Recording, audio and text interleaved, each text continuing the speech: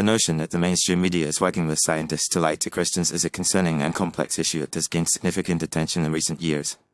This phenomenon can be attributed to the growing distrust of institutions, the rise of social media, and the increasing polarization of society. To understand this issue, it is essential to examine the historical context, the role of the media, and the perspectives of both Christians and scientists. Historically, the relationship between Christianity and science has been tumultuous, with periods of cooperation and conflict. The scientific revolution of the 16th and 17th centuries led to significant advancements in human knowledge, but it also challenged traditional Christian dogma. The Church's resistance to scientific progress, particularly in the cases of Galileo and Darwin, created a perception that science and Christianity are inherently at odds. This perceived conflict is being perpetuated by some media outlets, which often portray scientists as atheists or agnostics who are determined to undermine Christian values. The mainstream media plays a significant role in shaping public opinion and influencing the narrative around science and Christianity.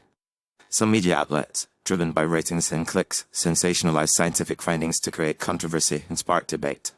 This can lead to the misrepresentation of scientific facts and the creation of a false narrative that scientists are working to deceive Christians. Additionally, the 24-hour news cycle and social media platforms can amplify misinformation, making it difficult for accurate information to reach the public.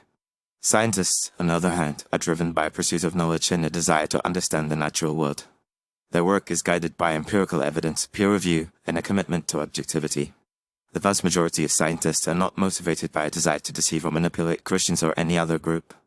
In fact, many scientists are Christians themselves and see no conflict between their faith and their work. However, the media's portrayal of scientists as antagonists of Christianity can create a perception that science is inherently anti-Christian. The consequences of this perceived conflict are far-reaching and can have significant impacts on individuals and society. Christians who are misled by misinformation may become increasingly skeptical of science and the scientific community, leading to a lack of trust in institutions and a rejection of scientific findings. This can have serious consequences, particularly in areas such as public health, where scientific knowledge is essential for informed decision-making.